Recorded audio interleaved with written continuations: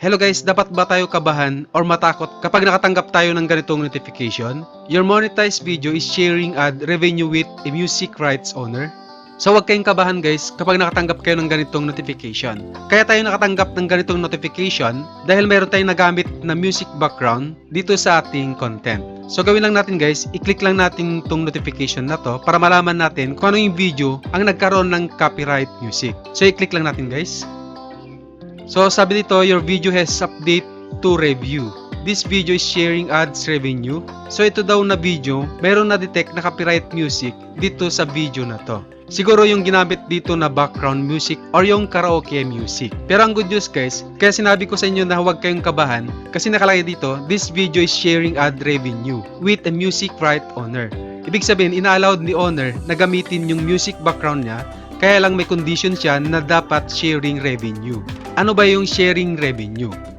So yung sharing revenue guys, only available to creators who are eligible for in-stream ads and meet our monetization eligibility criteria.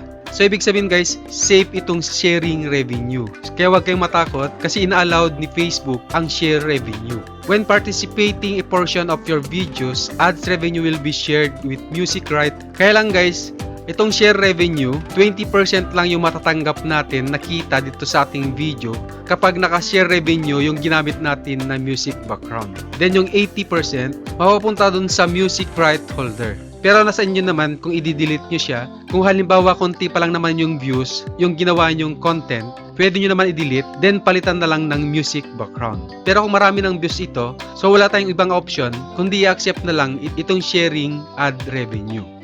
So gawin lang natin, i-click lang natin tong see details. This video is sharing ad revenue with a music right owner. Then click natin yung continue.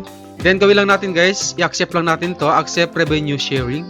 And so pwede nyo naman siya i-submit dispute. Kung halimbawa naniniwala kayo na hindi sharing revenue yung music na ginamit ninyo, so pwede kayo mag-dispute, submit dispute, or di kayo naman guys remove video. So pwede nyo i-remove yung video. So sa atin guys, gawin lang natin accept revenue. Then continue. Your video will remain live with revenue sharing in place and your page profile and your ability to monetize will otherwise not be impacted. Ibig sabihin hindi ito makaka-apekto dito sa ating monetization dahil music revenue sharing siya. So click lang natin tong accept. You accepted the video updates. Ads revenue sharing will be continued to be applied to your video.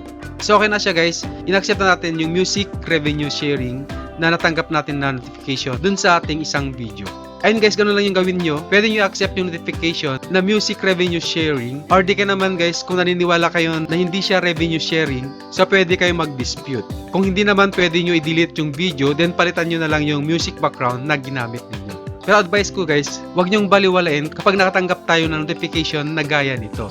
Kailangan mayroon tayong gagawin action, pwede natin i-accept, i-dispute, or i-remove yung video. Kasi kapag naiipon to guys, na nagkakaroon tayo lagi ng copyright claim, pwede masilip ni Meta yung ating content at possible na hindi maganda ang impact dito sa ating page.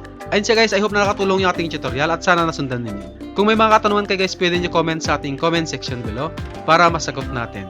Kung bago lang kayo sa channel ko, please click the subscribe button and hit the notification bell para lagi kang updated kung may mga bago tayong tutorial na i-upload sa ating channel.